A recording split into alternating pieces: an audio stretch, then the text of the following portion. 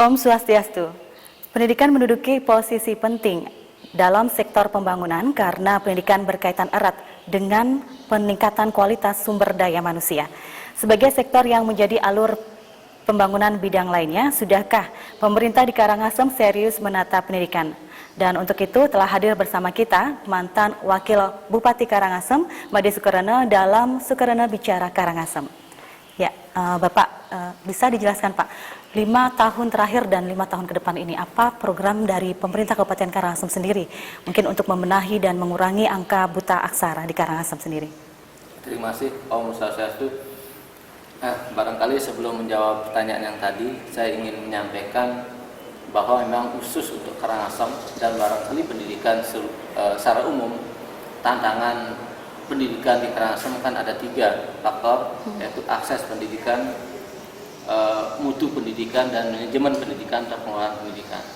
Tapi khusus untuk menyangkut akses, itulah yang menjadi tantangan kita di Karangasem, yang selama ini memang kenapa pendidikan di Karangasem khususnya banyak yang putus sekolah dan buta huruf, karena memang akses pendidikan di mana tempat-tempat masyarakat miskin itu terletak di daerah-daerah pegunungan, sehingga antara sekolah sebagai lembaga pendidikan dengan masyarakatnya begitu jauh, sehingga kadang-kadang anak-anak enggan untuk datang ke sekolahnya. Langkah-langkah yang telah dilakukan pemerintah Karangasem adalah satu, bagaimana mendekatkan lembaga pendidikan dengan kantong-kantong masyarakat yang miskin, khususnya yang ada di pegunungan, di mana kalau dari SD ke SMP itu memang dari TK ke SD itu ada namanya SD filial yang jauh merantau, itu ada namanya SMP satu atap untuk menanggulangi supaya dari SD SMP tidak putus sekolah, dan begitu juga ada SMP terbuka, ada SMA terbuka. Itu salah satunya.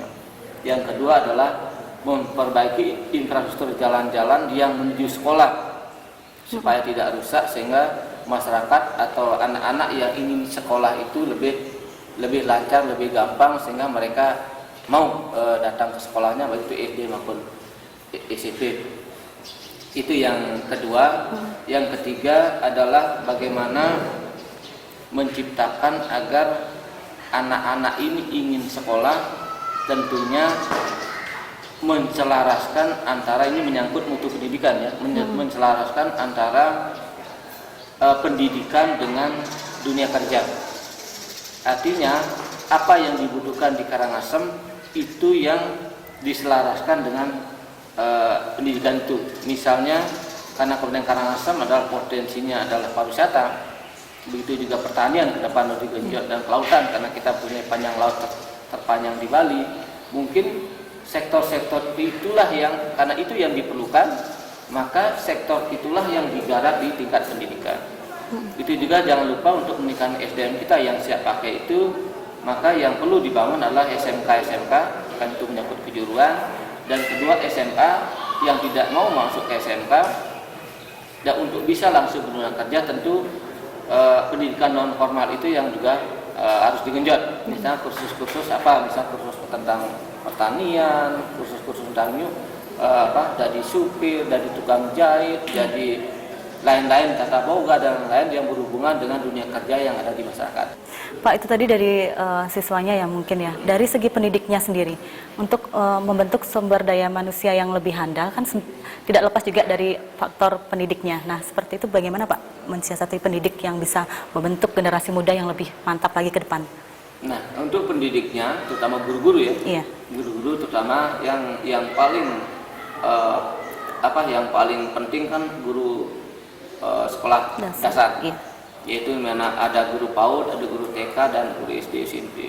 Itu memang sudah dilakukan langkah-langkah kemarin, kita koordinasi untuk bagaimana meningkatkan kualitas guru-guru itu, sehingga dengan kualitas guru yang baik pastilah anak-anaknya akan bisa lebih baik, sehingga dibentuklah yang SOP tentang pendidikan, sudah itu menambah kualitas si guru dan pendidik, sudah itu bagaimana menselaraskan antara guru dengan sekolahnya supaya jadi guru tidak terlalu jauh di tempat mengajar sehingga mereka enggan untuk sekolah. Nah, saya kira sekarang guru-guru karena dengan adanya sertifikasi dan peraturan yang ketat dari pusat, saya kira guru-guru itu tidak seperti dulu karena dikejar oleh waktu, dikejar oleh persyaratan guru yang ketat. Saya kira mutu guru di Karangasem memang sudah relatif lebih bagus.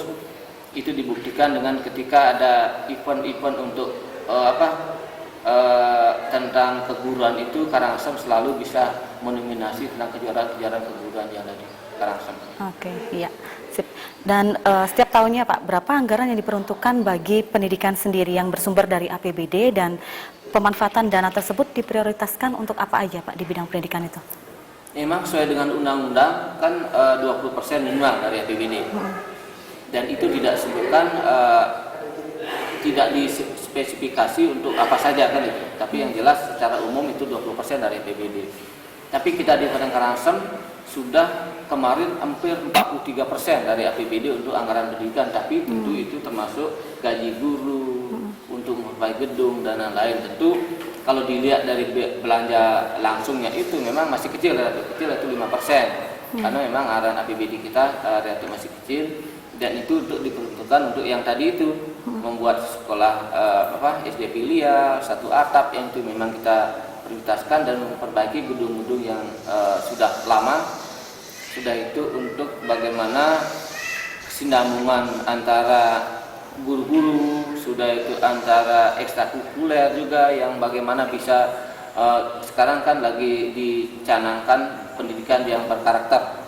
Ya, oleh itu ekstrakurikuler kayak seperti pramuka dan lain-lain itu memang itu yang menjadi prioritas, dan APBD yang 5% tadi belanja langsungnya itu memang masih relatif kecil, tapi cukup lumayan dibandingkan dengan sebelumnya memang sudah ada dampak-dampak positif untuk kemajuan pendidikan di Kabupaten Karangasem. Oke. Nah, ke depan Pak, terobosan atau program apa nih yang akan rencananya mau dibuat untuk pendidikan Karangasem menjadi lebih maju lagi? Nah, tadi saya sampaikan bahwa perlu disadari memang IPM kita di Kabupaten Karangasem masih rendah, 68,47, walaupun memang setiap tahunnya sudah meningkat. Itu tentu menjadi PR kita bersama ke depan. Nah, hal-hal yang harus dilakukan adalah karena masih banyaknya angka putus sekolah dari SMP tidak bisa masuk ke SMK. Begitu juga dari SMK ke perguruan tinggi, memang ke depan harus dipikirkan harus ada SMK kejuruan itu untuk menggratiskan seluruh SPP dan biaya hidupnya, karena banyak sekali. Karena Karangasem ini kan masih tingkat kemiskinannya masih tinggi.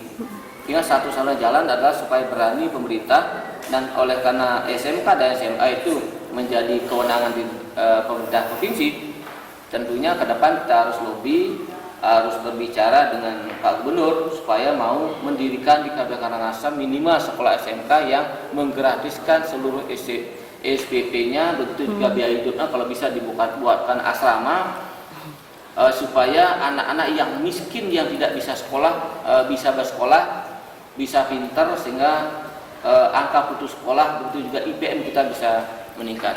Yang kedua, akses pendidikan dari SMK ke perguruan tinggi di Karangasem belum ada perguruan tinggi.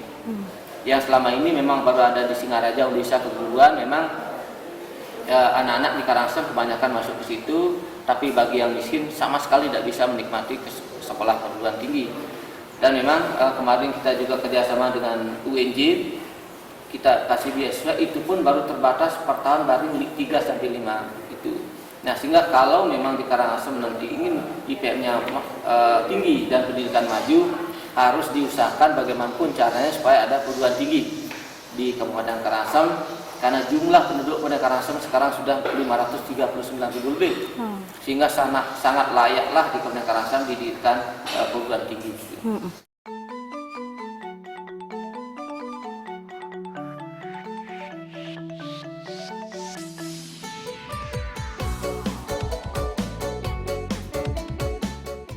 Keseriusan Imade Sukrana dalam memperbaiki kualitas pendidikan di Karangasem ditunjukkan dengan menggandeng Komang Kisit yang berlatar belakang seorang pendidik sebagai calon wakil bupati.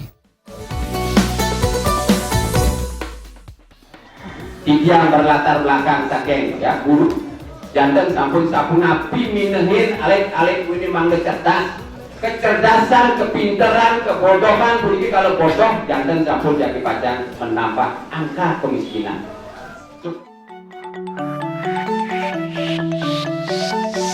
Masihkan terus dialog-dialog khusus lainnya dalam program dialog khusus Made Sukarana Bicara Karangasem.